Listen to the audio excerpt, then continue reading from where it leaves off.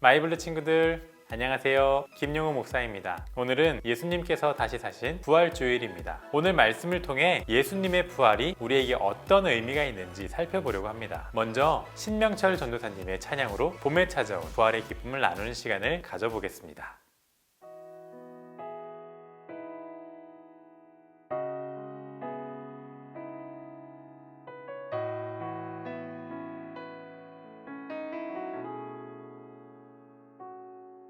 삶의 막막함 가운데 찾아오시는 주님의 손길이 삶의 답답함 가운데 빛이 되시는 주님의 말씀이 내게 봄과 같아서 내게 생명을 주고 내게 신선한 바람 불어 새로운 소망을 갖게 하네.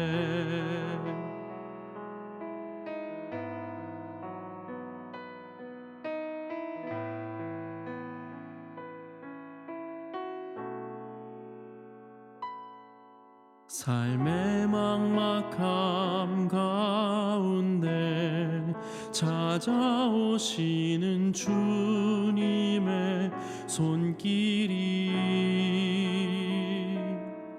삶의 답답함 가운데 빛이 되시는 주님의 말씀이 내게 봄과 같아서 내게 생명을 주고 내게 신선한 바람 불어 새로운 소망을 갖게 하네.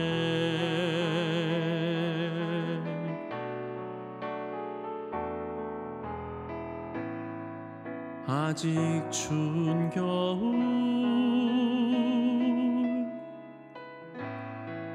이해할 수 없는 일 여전히 많지만 내게 변함없이 다가와 말을 건네는 주님의 따뜻한 손길이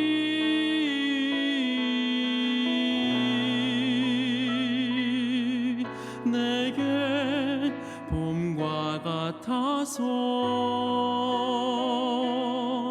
내게 생명을 주고 내게 신선한 바람 불어 새로운 소망을 갖게 하네. 내게 봄과 같아서 내게 생명을 주고 내게 신선한 바람 불어 새로운 소망을 갖게 하네. 새로운 삶을 꿈꾸게 하네.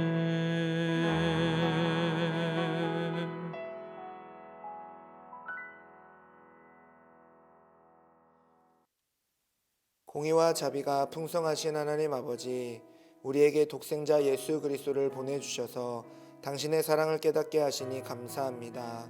오늘도 우리를 위해 죽음을 이기시고 부활하신 예수님을 찬양합니다. 이 시간 우리의 예배를 받으시기에 합당하신 주님만 바라보는 예배의 시간이 되게 하옵소서. 부활절 예배를 통하여 주님과 함께 부활의 영광에 동참하게 하시고 또한 부활의 능력을 누리는 그리스도인으로서 살아갈 수 있는 힘을 더하여 주옵소서. 우리를 위한 부활의 첫 열매가 되신 예수 그리스도의 이름으로 기도드립니다. 아멘. 오늘 우리에게 주신 하나님의 말씀은 누가복음 24장 1절에서 9절에 있는 말씀입니다. 안식 후 첫날 새벽에 이 여자들이 그 준비한 향품을 가지고 무덤에 가서 돌이 무덤에서 굴려져 옮겨진 것을 보고 들어가니 주 예수의 시체가 보이지 아니하더라. 이로 인하여 근심할 때에 문득 찬란한 옷을 입은 두 사람이 곁에 섰는지라. 여자들이 두려워 얼굴을 땅에 대니 두 사람이 이르되 어찌하여 살아있는 자를 죽은 자 가운데서 찾느냐? 여기 계시지 않고 살아나셨느니라. 갈릴리에 계실 때에 너희에게 어떻게 말씀하셨는지를 기억하라. 이르시기를 인자가 죄인의 손에 넘겨져 십자가에 못 박히고 제3일에 다시 살아나야 하리라 하셨느니라 한데, 그들이 예수의 말씀을 기억하고 무덤에서 돌아가 이 모든 것을 11 사도와 다른 모든 이에게 알리니, 이는 살아계신 하나님의 말씀입니다. 아멘. 지난주 우리를 대신하여 십자가에 달려 죽으신 예수님에 대해 살펴보았습니다. 예수님은 우리를 죄에서 건지시기 위하여 완전한 인간으로 이 땅에 오셨습니다. 그리고 우리의 모든 죄를 대신 지시고 십자가에 달려 죽으심으로 우리의 죄의 문제를 해결하셨습니다. 고난주간 예수님께서 달리신 십자가를 바라보며 여러분은 어떤 생각을 했나요? 목사님은 예수님의 십자가를 바라볼수록 나에 대한 예수님의 사랑을 느낄 수 있었습니다. 예수님의 기대를 저버리는 나의 행동을 예수님은 어디까지 아시고 십자가에 달리셨을까? 죄에 무너지는 나의 삶은 오늘도 예수님의 십자가로 속량되었음을 고백하게 됩니다. 오늘은 우리가 기독교 신앙에 있어서 매우 중요한 사건을 마주하게 됩니다. 예수님께서 십자가에 달려 죽으신 뒤 3일 만에 다시 살아나신 사건입니다. 만약 예수님의 이야기가 십자가에서 끝났다면 어떻게 되었을까요? 첫 단추를 잘 꿰어야 한다는 말이 있죠. 그런데 첫 단추만큼 중요한 것이 끝매듭이라고 생각합니다. 죄렌 키에르케고르는 다음과 같이 말합니다. 폭군은 죽는다. 그리고 그의 죽음으로 그의 통치는 끝난다. 순교자도 죽는다. 그리고 그때부터 그의 통치가 시작된다. 예수님은 죽음이 끝이 아닌 새로운 시작이라는 것을 부활하심으로 보여주셨습니다. 우리의 삶도 그렇습니다. 우리는 예수님의 부활로 죽음 넘어 새로운 시작을 볼 수 있게 되었습니다.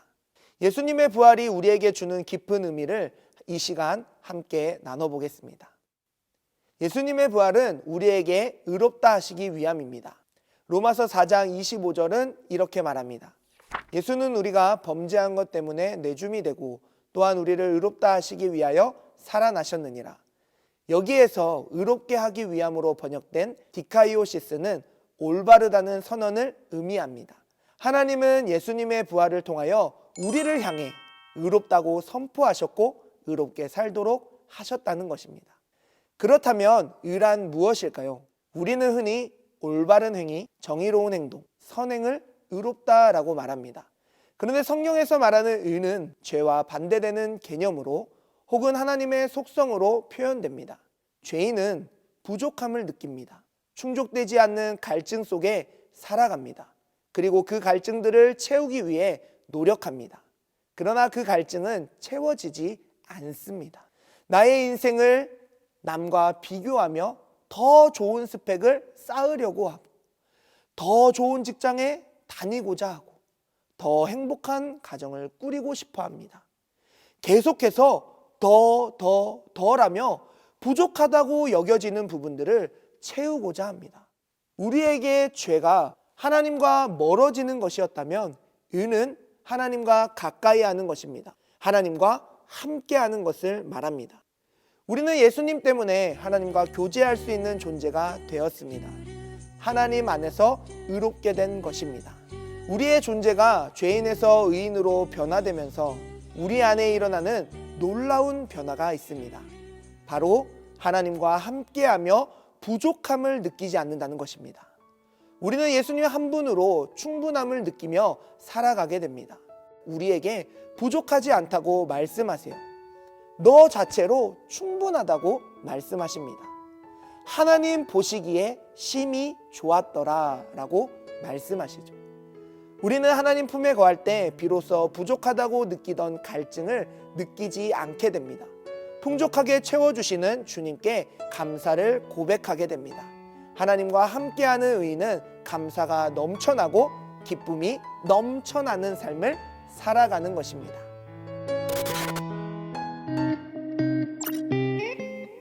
날이 좋아서, 날이 안 좋아서, 날이 적당해서 모든 날이 좋았다. 머리 가르마를 이렇게 하고 긴 코트를 입은 주인공이 했던 대사입니다. 이 주인공은 드라마에서 죽지 않고 영원히 사는 존재로 등장합니다. 여러분, 영원히 산다는 것은 어떤 느낌일까요? 영원한 생명에 대해 이야기를 시작한 것은 부활과 영원한 생명이 관계가 있기 때문입니다. 부활의 사전적 의미는 죽었다가 다시 살아남입니다. 그런데 성경이 말하는 부활은 단순히 죽었다가 다시 살아남 이것이 아니라 죽었다가 다시 영원히 살아남을 이야기합니다. 영원이라는 말이 중요한 이유는 성경에 죽었다 다시 살아난 사람은 많지만 그들은 다시 죽었기 때문에 부활했다고 말하지 않습니다. 예수님께서 부활하셨다고 말할 수 있는 이유는 죽었다 영원히 살아나셨기 때문입니다. 그리고 예수님은 예수님을 믿는 자들에게 영원한 생명을 허락하셨습니다. 그러면 우리가 이런 질문을 할 수 있을 것 같아요. 여러분이 한번 OX로 대답해 보세요. 여러분은 예수님을 믿는 사람을 보았습니까? OX. 그럼 예수님을 믿는 사람이 죽지 않고 영원히 사는 것을 보았습니까? OX. 첫 번째 질문에는 O라고 대답한 친구들이 많을 것 같아요. 그런데 두 번째 질문에는 거의 모든 친구들이 X라고 대답했을 겁니다. 여러분, 이상하죠? 왜 예수님을 믿는 사람은 있는데 그들 가운데 죽지 않고 영원히 사는 사람은 없는 걸까요? 영원한 생명에 대해 우리가 잘못 알고 있는 것이 있습니다. 날이 좋아서, 날이 안 좋아서, 날이 적당해서 죽지 않고 계속 살아가는 것이 영원한 생명이 아닙니다. 성경이 말하는 영원한 생명은 죄와 사망의 노예로 있던 우리가 하나님의 자녀로 변화된 것입니다. 하나님의 자녀로 살아가는 사람은 삶의 관점이 달라지게 됩니다. 우물 안에서 자란 개구리에게는 하늘이 아주 작은 구멍이지만 우물 밖에 있는 개구리에게 하늘은 무한한 가능성의 공간이 됩니다. 예수님의 제자였던 베드로가 부활의 영원한 생명을 경험하지 못했을 때는 자신의 관점에서 예수님을 바라봅니다. 로마의 압제에서 독립시켜줄 성군으로 예수님을 생각했다가 십자가에 달려 죽으니까 모든 소망을 잃고 과거 어부의 삶으로 돌아갑니다. 그런데 부활하신 예수님을 만나고 영원한 생명을 경험하고 나니까 그의 삶의 관점이 완전히 달라지게 됩니다. 우물에서 하늘을 바라보는 것이 아니라 우물 밖에서 하늘을 바라봅니다. 하나님 안에서 무한한 가능성을 꿈꾸며 하나님의 꿈을 꾸며 사람을 살리고 변화시키는 베드로가 됩니다. 오늘 우리 마이블루 친구들에게도 이런 하나님의 꿈이 있었으면 좋겠습니다. 우물안 개구리처럼 내 생각으로 나를 바라보고 세상의 시선으로 나를 바라보는 것이 아니라 우물 밖 개구리가 되어 하나님의 시선으로 영원한 생명 되신 하나님 안에서 무한한 가능성을 꿈꾸며 살아가기를 간절히 소망합니다.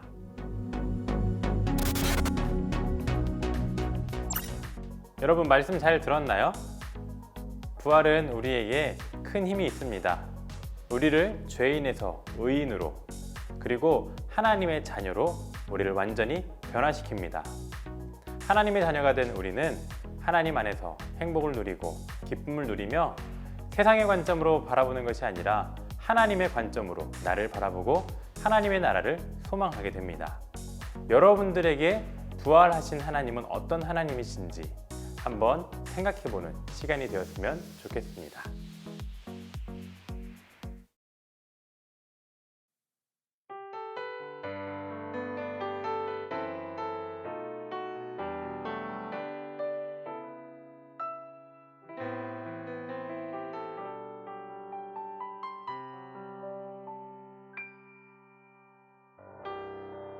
모든 상황 속에서 주를 찬양할지라.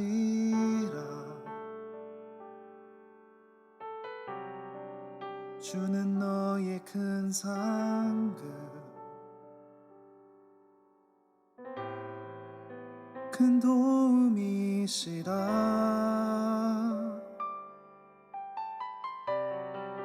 주의 얼굴 구할 때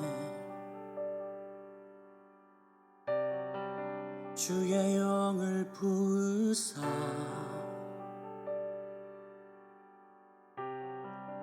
크신 사랑 안에서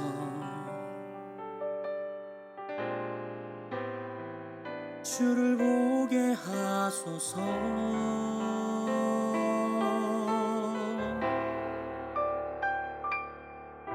내 영혼이 확정되고 확정되어 싸우니 믿음의 눈 들어 주를 바라봅니다. 내 영혼이 확정되고 확정되어 싸우니 믿음의 눈 들어 주를 바라봅니다. 내 영혼이 확정되고 확정되어 싸우니 믿음의 눈 들어 주를 바라봅니다. 내 영혼이 확정되고 확정되어 싸우니 믿음의 눈 들어 주를 바라봅니다. 주를 찬양할 때 주의 나라 이미 임했네. 주의 영원한 나라 주 보게 하소서.